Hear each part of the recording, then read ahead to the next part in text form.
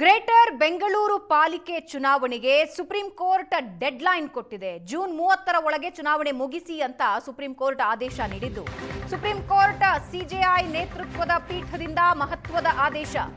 GBA ward ವಿಂಗಡಣೆ ಮೀಸಲಾತಿ ಪ್ರಕ್ರಿಯೆಗೆ ಸಮಯ ಕೇಳಿತ್ತು ಸರ್ಕಾರ. ಫೆಬ್ರವರಿ 28ರವರೆಗೂ ಸಮಯ ಬೇಕು ಅಂತ ಕರ್ನಾಟಕ ಸರ್ಕಾರ ಕೇಳಿತ್ತು. ಚುನಾವಣಾ ಪ್ರಕ್ರಿಯೆಗೆ ಜೂನ್ವರೆಗೂ ಸಮಯ ಬೇಕು ಅಂತ ಆಯೋಗ ಹೇಳಿತ್ತು.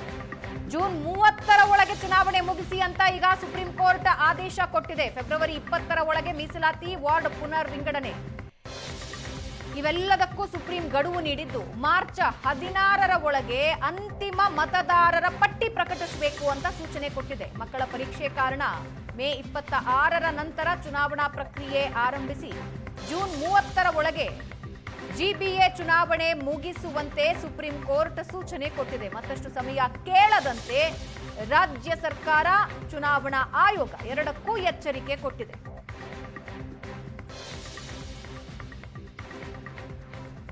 ಗ್ರೇಟರ್ ಬೆಂಗಳೂರು ಪಾಲಿಕೆಯ ಚುನಾವಣೆಗೆ ಜೂನ್ 30ರ ಡೆಡ್ಲೈನ್ ಕೊಟ್ಟಿದೆ. ಅಂದ್ರೆ ಜೂನ್ 30ರ ಒಳಗೆ ಚುನಾವಣೆ ಆಗಬೇಕು ಅಂತ.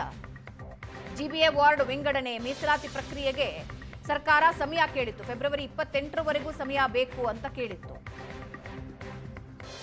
ಚುನಾವಣಾ ಪ್ರಕ್ರಿಯೆಗೆ ಜೂನ್ವರೆಗೂ ಸಮಯ ಬೇಕು ಅಂತ ಆಯೋಗ ಕೇಳಿತ್ತು. ಈಗ ನ್ಯಾಯಾಲಯ ಫೆಬ್ರವರಿ 20ನೇ ತಾರೀಕಿನ ಒಳಗೆ ಮೀಸಲಾತಿ ವಾರ್ಡ್ ವಿಂಗಡಣೆ ಏನಿದೆಯೋ ಅದನ್ನು ಮುಗಿಸ್ಕೊಳ್ಳಿ, ಮಾರ್ಚ್ 16ರ ಒಳಗೆ ಅಂತಿಮ ಮತದಾರರ ಪಟ್ಟಿ ಪ್ರಕಟಿಸಿ ಅಂತ ಸೂಚನೆ ಕೊಟ್ಟಿದೆ. ಇನ್ನು ಮಕ್ಕಳ ಪರೀಕ್ಷೆ ಕಾರಣ ಮೇ 26ರಿಂದ ನಂತರ ಚುನಾವಣಾ ಪ್ರಕ್ರಿಯೆ ಆರಂಭಿಸಿ ಜೂನ್ 30ನೇ ತಾರೀಕಿನ ಒಳಗೆ ಚುನಾವಣೆ ಮುಗಿಸಿ ಅಂತ ಹೇಳಿದೆ. ಜಿಬಿಎ ಆಗೋದಕ್ಕೆ ಮುಂಚೆ ಬಿಬಿಎಂಪಿಗೆ ಅಂತಿಮವಾಗಿ ಎಲೆಕ್ಷನ್ ಅಂತ ನಡೆದಿದ್ದು 2015. 2020 ಸೆಪ್ಟೆಂಬರ್ಗೆ ಅಧಿಕಾರಾವಧಿ ಮುಗಿದು ಹೋಯಿತು. ನಂತರ ಇಲ್ಲಿವರೆಗೆ ಎಲೆಕ್ಷನ್ ಆಗಿಲ್ಲ. ಈಗ ಬಿಬಿಎಂಪಿ ಗ್ರೇಟರ್ ಬೆಂಗಳೂರು ಆಗಿದೆ. ಜೂನ್ 30ರ ಒಳಗೆ ಜಿಬಿಎ ಚುನಾವಣೆಗೆ ಸುಪ್ರೀಂ ಕೋರ್ಟ್ ಸೂಚನೆ. ಸುಪ್ರೀಂ ಕೋರ್ಟ್ ಆದೇಶಕ್ಕೂ ಮೊದಲೇ ಕಾಂಗ್ರೆಸ್ ತಾಲೀಮು. ಸುರ್ಜೇವಾಲಾ ನೇತೃತ್ವದಲ್ಲೇ 2 ಸಭೆ ನಡೆಸಿದೆ ಕಾಂಗ್ರೆಸ್. ಜಿಬಿಎ ಚುನಾವಣೆಗೆ ತಯಾರಿ ಮಾಡಿಕೊಂಡಿದೆ ಕೈಪಡೆ. 5 ಪಾಲಿಕೆಗೆ ಉಸ್ತುವಾರಿ ಸಚಿವರನ್ನ ಡಿಕೆಶಿ ನೇಮಿಸಿದ್ದಾರೆ. ಜೊತೆಗೆ ಸಂಭಾವ್ಯ ಅಭ್ಯರ್ಥಿಗಳ ಪಟ್ಟಿ ಕೊಡೋದಕ್ಕೆ ಸೂಚಿಸಿದ್ದಾರೆ ಡಿಕೆ ಶಿವಕುಮಾರ್. 5 ಪಾಲಿಕೆಗಳ ಉಸ್ತುವಾರಿಗಳು ಯಾರ್ಯಾರು ಅನ್ನೋದನ್ನ ನಮ್ಮ ಸ್ಕ್ರೀನ್ ನಲ್ಲಿ ನೀವು ನೋಡ್ತಾ ಇದ್ರಿ. ಬೆಂಗಳೂರು ಪೂರ್ವ ನಗರ ಪಾಲಿಕೆಗೆ ಕೃಷ್ಣ ಬೈರೇಗೌಡರು, ಬೆಂಗಳೂರು ಪಶ್ಚಿಮ ನಗರ ಪಾಲಿಕೆಗೆ ಭೈರತಿ ಸುರೇಶ್, ಬೆಂಗಳೂರು ಉತ್ತರ ಪಾಲಿಕೆಗೆ ಕೆಜೆ ಜಾರ್ಜ್, ಬೆಂಗಳೂರು ದಕ್ಷಿಣ ನಗರ ಪಾಲಿಕೆಗೆ ರಾಮಲಿಂಗಾರೆಡ್ಡಿ, ಬೆಂಗಳೂರು ಕೇಂದ್ರಕ್ಕೆ ದಿನೇಶ್ ಗುಂಡೂರಾವ್.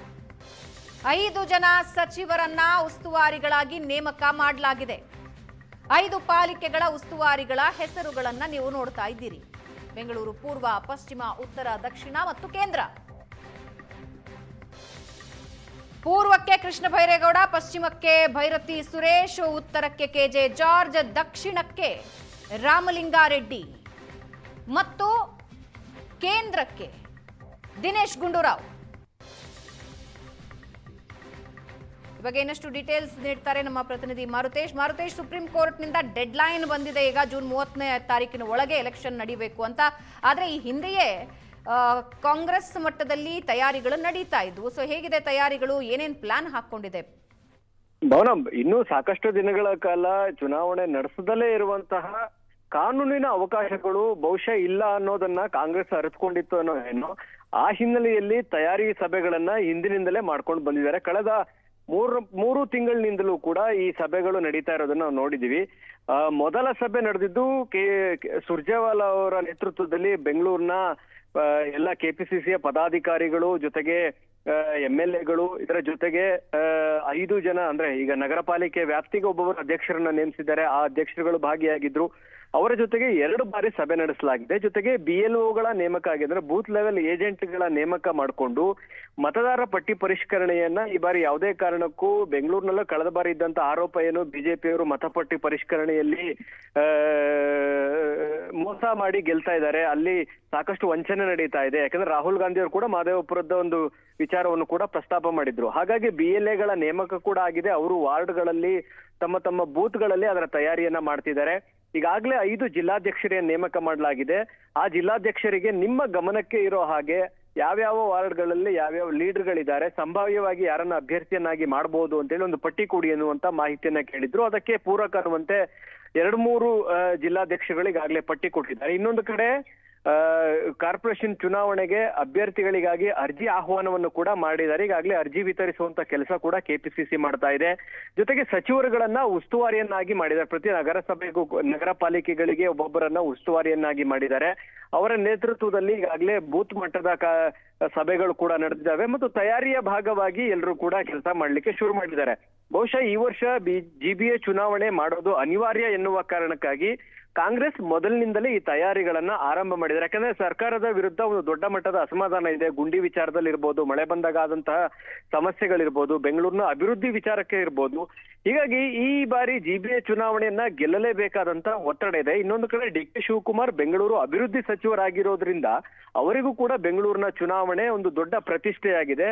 ಈ ಚುನಾವಣೆ ಮುಂದಿನ ಲೋಕಲ್ ಬಾಡಿ ಎಲೆಕ್ಷನ್ಗೆ ಇರ್ಬೋದು ಅಥವಾ ಮುಂದಿನ 28ರ ವಿಧಾನಸಭಾ ಚುನಾವಣೆಗೂ ಕೂಡ ಒಂದು ಟ್ರೆಂಡ್ ಸೆಟ್ ಮಾಡಬಹುದು ಅಂತ ಆತಂಕ ಕೂಡ ಇದೆ. ಹಾಗಾಗಿನೇ ತಯಾರಿಯನ್ನ ಬಹಳ ಬೇಗ, ಅಂದ್ರೆ ಸುಪ್ರೀಂ ಕೋರ್ಟ್ ಹೇಳೋದಕ್ಕೆ ಮುಂಚಿತವಾಗಿಯಿಂದಲೇ ಕೂಡ ತಯಾರಿಗಳನ್ನ ಕಾಂಗ್ರೆಸ್ ಆರಂಭಿಸಿರುವಂತದ್ದು. ಭಾವನಾ. ಎಸ್, ಧನ್ಯವಾದ ಮಾರುತೇಶ್.